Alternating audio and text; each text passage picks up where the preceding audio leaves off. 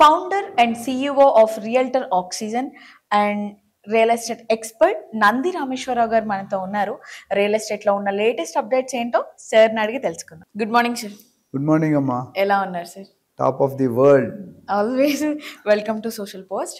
రీసెంట్గా జరిగిన క్రెడై ప్రాపర్టీ షోలో రేవంత్ రెడ్డి గారు రియల్టర్స్ అందరినీ బాగా మోటివేట్ చేశారంట కదా. సో గవర్నమెంట్ ఖజానాలో పైసలే లేనప్పుడు ఎందుకు ఈ మోటివేషన్స్ ఎందుకంటారు సార్? సో నిన్న క్రెడై మీటింగ్లో డెఫినెట్గా he has given a very good motivational talk. And అది నిజంగా అయితే మాత్రం 3 పువ్వులు 6 కాయలు రియల్టర్స్ పరిస్థితి. ఇప్పుడు రియల్టర్స్ పరిస్థితి అంత అనుకూలంగా లేదు. ఎందుకంటే ఇది నేను చాలాసార్లు లాస్ట్ టైం కూడా చెప్పినట్టున్నాను. రాజమౌళి గారు ఏదైనా సినిమా తీస్తే 5 years పడుతుంది, 4 to 5 years. ఎన్ని రోజులు పడుతుంది అంటే బ్లాక్ అక్కడ ఉన్న అప్పుడున్న వరల్డ్ రికార్డ్స్ అన్ని, కంట్రీ రికార్డ్స్ అన్ని బ్రేక్ చేస్తాడు. అదే హీరోతో ఇంకొక డైరెక్టర్ తీస్తాడు, ఇప్పుడు ఏమవుతుంది? ఫెయిల్ అవుతుంది. ఎందుకు ఫెయిల్ అవుతుంది? డైరెక్టర్ మంచోడే, యాక్టర్ సేమ్ యాక్టర్, కొన్నాళ్ళు సేమ్ హీరోయిన్ కూడా ఉంటుంది. సినిమా ఏంది మరి అక్కడ పాస్ అయ్యి ఇక్కడ 6 నెలల్లో సినిమా తీసేస్తారు. క్వశ్చన్ 6 నెలలు కాదు, షార్ట్ టైం. క్వశ్చన్ ఏంటంటే the expectation set by Rajamouli garu is peak level, mountain level వెళ్ళిపోతుంది హైట్లో. Other directors may not be able to match. అందరూ కొంతమంది మ్యాచ్ చేయలేరు. సుకుమార్ గారు అది తీశారు సినిమా అల్లు అర్జున్ గారితో, పుష్ప 1. అది ఎందుకు వెళ్ళి మరి మిగతా ఎందుకు వెళ్ళట్లేదు? సో ఇక్కడ ఏమైందండి, మీరు అనుకోవచ్చు నేను రియల్ ఎస్టేట్ అయితే మీకు సినిమా చెప్తున్నాను డౌట్ వస్తుంది మైండ్లో. ఎందుకు చెప్తానంటే రేవంత్ రెడ్డి గారు సీఎం అవగానే ఫస్ట్ స్టేట్మెంట్ ఏంటంటే నేను రియాల్టర్ని, నేను రియల్ ఎస్టేట్ ఏజెంట్ని. మీరు కోకాపేటలో ఈ రోజు 100 కోట్లు అంటున్నారు, నిన్న కూడా చెప్పాడు ఆయన. కోకాపేటలో 15 లక్షల ఎకరం ఉన్నప్పుడు నేను చేసా బిజినెస్. సో రియల్ ఎస్టేట్లో ఉన్న క్యాబినెట్లో నాకంట తెలిసిన వ్యక్తి ఉండకపోవచ్చు. అంటే నేను అప్పుడు ఏమవుతుంది, మన ఎక్స్పెక్టేషన్ పెరుగుతాయా తగ్గుతాయా? పెరుగుతాయి సార్. ప్రతి సీఎం వచ్చినప్పుడు వాళ్ళంతా వాళ్ళు కంట్రిబ్యూట్ చేశారు డెవలప్మెంట్స్కి. అటు నందమూరి తారక రామారావు గారి నుండి, చంద్రబాబు గారి నుండి, రాజశేఖర రెడ్డి, అందరూ ఎవరెవరు, కిరణ్ కుమార్ రెడ్డి, అందరూ పాటుపడ్డారు. అయితే కేసీఆర్ గారి హయాంలో కొద్దిగా ఫాస్ట్ గానే అయింది. ఎందుకైంది ఎలాగైంది రీజన్ పక్కన people were happy KCR government as far city is concern. I'm making a very standard statement. The whole state was not happy. City West Zone was happy. Okay. Because 10 rupees has become 100 rupees, 100 rupees 1000 rupees. అది ఎన్నడూ అంత fast గా పెరగలేదు. కోకాపేట ఇండియాలో మనకంటే పెద్ద పెద్ద సిటీలు ఉన్నాయి కదా. అవును. 100 కోట్లు ఎందుకు, మన హైయెస్ట్ రికార్డ్ 100 కోట్ల పర్ ఎకర్ అనేది it's hyped figure, artificial figure. But still 100 కోట్లు ఒక ఇదేమంటారు బ్రాండ్ అయితే చేశాడు, bench mark, which is never happened earlier. నువ్వు లైఫ్ లో ఎప్పుడైనా ఉన్నావు 100 కోట్లు? ఫస్ట్ టైం ఇది. సో ఇక్కడ ఏమైందంటే MA and UD and department ఉంటుంది, municipal administration and urban development. ఆ department last government KTR handle చేసేవారు. ఇప్పుడు ఎవరు హ్యాండిల్ చేస్తారు తెలుసా? సీఎం గారు. అది ఎవరికి ఇవ్వలేదు. ఎందుకంటే ఆయనకంటే ఎక్స్పర్ట్ ఉండవు. మేము డెఫినెట్లీ కరెక్ట్. ఎందుకంటే 15 ఆయన కెరియరే ఒక రియల్టర్ గా స్టార్ట్ చేశారు. Obviously people will have high expectation. ఇప్పుడు నా వీడియోలు చూస్తున్నారు, ఎందుకు చూస్తున్నారు ఇంతమంది నీ ఛానల్లో? There is some content. There are 100 speakers after me. I don't bother.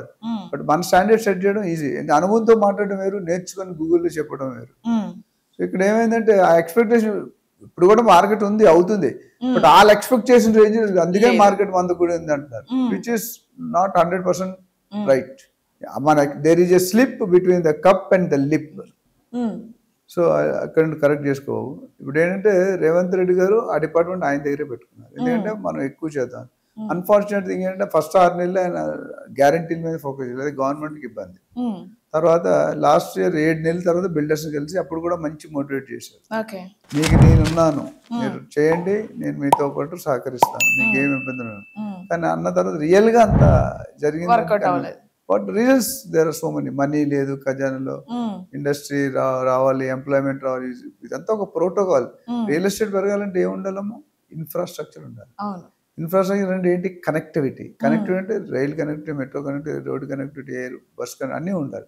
అంటే జనాలు ప్రయాణిస్తే అన్ని అవసరాల వస్తువులు వచ్చేస్తాయి. That's how. ఏదైనా కొత్త ఊరు డెవలప్మెంట్ ఫస్ట్ ఏం వస్తుంది తెలుసా? వైన్ షాప్ వస్తుంది, తర్వాత రైల్వే స్టేషన్, పెట్రోల్ పంపు, ఇవి వస్తాయి. తర్వాత మిగతా అన్నీ వస్తాయి. ఆ రెండు లేకపోతే జరగదు. సో ఇక్కడ ఏమైంది, గత 1.5 year 19 months అయినట్టుంది, 19-20 months. Okay. So real estate జరుగుతుంది, ఏం ఆగిపోలేదు.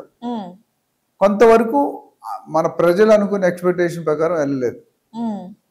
సో క్లారిటీ అనేది మిస్సింగ్ ఉంది కొన్ని. అంటే ఇప్పుడు బిల్డర్స్ లాస్ట్ గవర్నమెంట్లో ఉన్నప్పుడు, గత గవర్నమెంట్ ఉన్నప్పుడు builders, realtors, investors are very clear that we should only invest in west zone. కానీ వెస్ట్ జోన్ లో నేను కొనుక్కునే స్టేజ్ లేదు. వెస్ట్ జోన్ రేట్లు పెరిగిపోయాయి కదా బాగా. 2 లక్షలు పెట్టి నువ్వు కొంటావు గజం, 10,000-20,000 పెట్టి కొనడం కష్టం. అక్కడ కొద్దిగా గ్యాప్ వచ్చింది.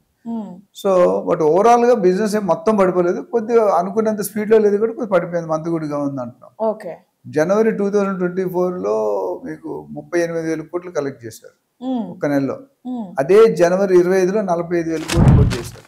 తగ్గిందా పెరిగిందా? నెంబర్ ఆఫ్ యూనిట్స్ పెరగలే, టర్న్ ఓవర్ 7,000 కోట్లు పెరిగింది. అంటే buyers, investors mindset shifted. అంతకుముందు less than 50 lakhs ఎక్కువైనాయి యూనిట్ కాస్ట్. మరి తగ్గే అవకాశాలు ఉన్నాయా సార్? ఎంతసేపు పెరుగుతూ వెళ్ళడమేనా? అంటే ఇప్పుడు నన్ను అడిగితే వాస్తవంగా మాట్లాడితే గ్లాస్ 1.5 year లో రేట్లు పెరగలేదు.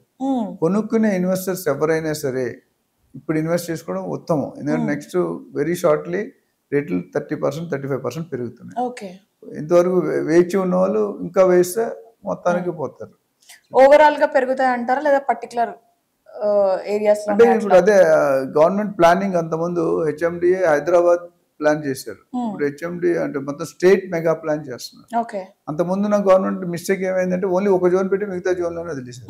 వీళ్ళు అవన్నీ ఇప్పుడు ఎప్పుడైనా గత గవర్నమెంట్ చేసిన తప్పులు మనం కరెక్ట్ చేసుకోవడం తీసుకోవడం తప్పులు కాదు, పాలసీ స్ట్రాటజీ ఏదైనా. సో ఇప్పుడు ఏం చేస్తున్నారు, ఎంటైర్ తెలంగాణ మొత్తం ORR, RRR మధ్యలో డెవలప్ చేయడానికి చూస్తున్నారు. సో అందుకని రేట్లు అనేవి పెరుగుతూనే ఉంటాయి, తగ్గదు. ఇప్పుడు గత 1.5 year గా పెద్దగా పెరగలేదు, 1 తప్ప స్టేబుల్ ప్రైస్. అదే పాత గవర్నమెంట్ నుండి వాడు 30% పెరిగి ఉంటాయి, పెరగలేదు. సో బయ్యర్స్ కి అదృష్టం ఇది.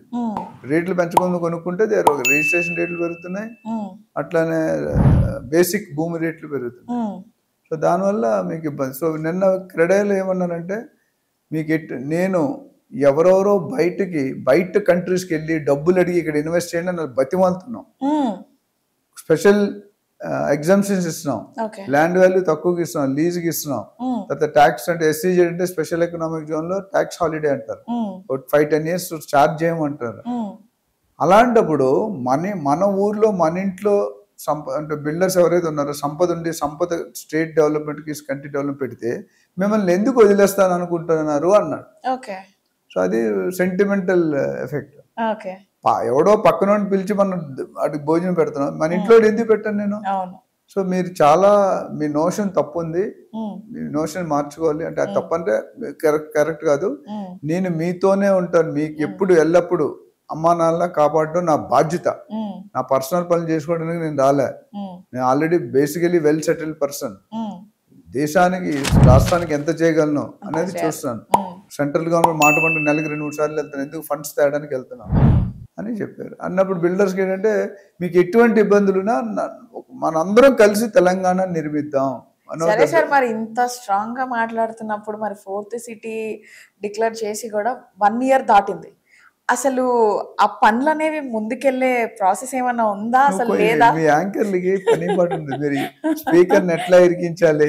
ఇప్పుడు అది ఎందుకంటే దాన్ని రాజు చావుకి రాజు చచ్చిపోయింటే 100 కారణాలు ఉంటాయి సార్. స్పీకర్స్ ఉన్నదే టఫ్ క్వశ్చన్స్ కి కూడా ఆన్సర్ చేయడానికి సార్. అంటే నెక్స్ట్ టైం మీరు ఎపిసోడ్ పెడితే రావాలి. మా ఆడియన్స్ మీరు డబ్బులు తీసుకొని చెప్పే క్వశ్చన్ డబ్బులు ఇవ్వకుండా తెప్పించుకుంటారు. లేదు సార్, మా ఆడియన్స్ కోసం అయినా సరే మీరు చెప్పాలి. సో ఏదైనా ఒక పని చేపట్టాలంటే ఇది టీమ్ వర్క్. ఏదైనా ఒక బిజినెస్ చేయాలనుకోండి, డబ్బులు ఉండాలి, ప్రోడక్ట్ ఉండాలి, కంపెనీ ఉండాలి, మార్కెట్ స్టడీ చేయాలి, అప్పుడే కంపెనీ వెళ్ళాలి. సింహం నవ్వింది కదా అని ఫోటోగ్రాఫ్ తీసుకుంటే ఫోటోలు ఎవరు ఉంటారు? సింహమే ఉంటుంది, మీరు ఉండరు. ఇక్కడ ఏంటంటే 4th city. అసలు 4th city అంటే మీకు తెలుసా? 4th city ఎందుకు వచ్చింది? ఆల్రెడీ 3 cities ఉన్నాయి మన దగ్గర. ఏమున్నాయి? Secunderabad, Hyderabad, Cyberabad. Invented by, built by, అంటే developed by Chandrababu garu. Okay, ఇప్పుడు 4th city అనేది ఏంటంటే, ఇది the best city in the country or world లాగా ప్లాన్. సౌత్ కొరియాలో వెళ్ళారు సీఎం గారు. వెళ్ళి చూసినప్పుడు ఆ సిటీ బాగా నచ్చి ఉంటుంది దానికి. మేబీ ల్యాండ్స్కేపింగ్ అని, డిజైనింగ్ అని, టెక్నాలజీ అని అలాంటిది పెట్టాలనేది ఒక నిర్ణయంకి వచ్చారు. ఫార్మా సిటీని డిస్టర్బ్ చేసి కొంచెం తొలగించి అక్కడ ఆ ప్లేస్ లో 20,000 ఎకరాలని 19,300 ఎకరాలని 30,000 ఎకరాలకి ఎక్స్టెండ్ చేస్తున్నారు. సో 30,000 ఎకరాల్లో కానీ సిటీ డెవలప్ అయిందంటే ఇట్స్ నైట్ అంటే గోల్డెన్ మైన్, గోల్డ్ మైన్. 3 పూలు 6 ఇంక ఎక్కువ పూలు ఎక్కువ కాయలు ఉంటాయి. ఎందుకంటే ఆ సిటీ డెవలప్ ఇప్పుడు మన వర్షాలు పడ్డాయి 10 సెంటీమీటర్లు 12 సెంటీమీటర్లు వర్షం అంటే కారు టైర్లు మునిగిపోయి. ఎందుకని హైదరాబాద్ గత 79 సంవత్సరాలుగా డెవలప్ అవుతూనే ఉంది. మనకి స్వాతంత్రం వచ్చింది 1948 టైంలో, అక్కడ జరుగుతూనే ఉంది. అందుకే అప్పుడు ఏమైంది, ముక్కలుగా పెరిగింది, అంచెలంచెలుగా పెరిగినప్పుడు కొద్ది గ్యాప్స్ అనేది సహజం.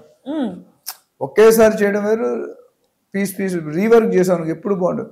ఈ గోడ సున్నవేస్తే ఆ గోడ బాగుంది, ఆ గోడ సున్నవేస్తే ఈ గోడ బాగుంది. So rework is always break modules లాగా. కంప్యూటర్ లో మాస్టర్ మాడ్యూల్, సబ్ మాడ్యూల్ ఉంటాయి. అలా ముక్కలుగా పెరిగింది కాబట్టి కొన్ని గ్యాప్స్ అనేవి ఉన్నాయి. మనం 70 సంవత్సరాల మీద ఉన్న టెక్నాలజీ వేరు, ఇప్పుడున్న టెక్నాలజీ వేరు. అప్పుడు ఇటుకు చెక్క సున్నం దాంతో కట్టేవారు, ఇప్పుడు ఇటుకు చెక్క సున్నం ఎవరు వాడట్లేదు. మొత్తం కాంక్రీట్, గ్రీన్ జంగల్ పోయి కాంక్రీట్ జంగల్ అవుతుంది. సో అక్కడ ఏమైందంటే ఈ 4 సిటీకి రకరకాల ప్లానింగ్ చేస్తున్నారు. అంటే 30,000 ఎకరాలు అనేది హ్యూజ్ సిటీ. సార్ ఇప్పుడు మీరే చెప్పారు 3 సిటీస్ ఉన్నాయి, వాటిని 79 years గా డెవలప్ చేస్తూనే ఉన్నారు అని. మరి ఎందుకు మళ్ళీ మధ్యలో ఈ 4th సిటీ అంటారు? ముందు వాటిని 100% brand Hyderabad, brand Hyderabad. Last time నేను క్రెడా మీటింగ్ లో కూడా మాట్లాడాం ఆ ప్యానెల్లో. ఏమైందంటే సీఎం గారు ఏమంటే ఇంతవరకు జరిగింది వేరు, ఇటు పైన సినిమా వేరు ఉంటుంది. అంటే we have to be already Hyderabad అనేది చాలా విషయాలకి ఫేమస్. దేనికి ఫేమస్? ప్యారడైజ్ బిర్యానీ, ఇరానీ చాయ్, పర్ల్ నిలఫర్ ఇరానీ చాయ్ మన దగ్గర ఉన్నట్టు మిగతా దగ్గర దొరకదు. Pearl city. తర్వాత జనరల్ గా మంది హిల్స్, ఎలివేటెడ్ దాంట్లో ఉంటే హైదరాబాద్ ఎప్పుడు తుఫాన్స్ అవన్నీ రావు. Last Rameswaram, Nandi Rameswaram. What about me sir? నేను కూడా టైం పడుతుంది అంతేనా? సో ఆ హైదరాబాద్ ని బాగానే పెరుగుతుంది, ఒకసారి ఇక్కడ పెడదామని టాప్ లో. అంటే one of the best city in the country or best city in the world. ఇప్పటికే already Hyderabad is the second fastest state in city in India and 5th-6th fastest city in world. So smart సిటీలో smart technology వాడతారు. IGBC, Mivan technology రకరకాలు ఉన్నాయి. ఆ సిటీలో కూడా ఏంటంటే city with in the city. మీరు చిన్నప్పుడు చూసుకుంటే మనం మార్కెట్ చేయాలంటే కోటికి వెళ్ళేవాళ్ళం, అబిట్స్ కోటికి వెళ్ళేవాళ్ళం.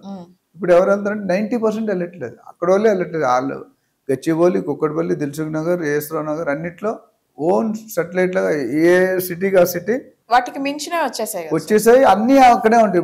ఇప్పుడు బ్రదర్స్ బట్టల షాపులు అంటే అక్కడే ఉంటాయి, ఎలక్ట్రానిక్ షాపులు అక్కడే ఉంటాయి, సినిమా అంత దూరం. ఇప్పుడు కుక్కడపల్లి నుండి ఎవరైనా కోటికి వెళ్తారా?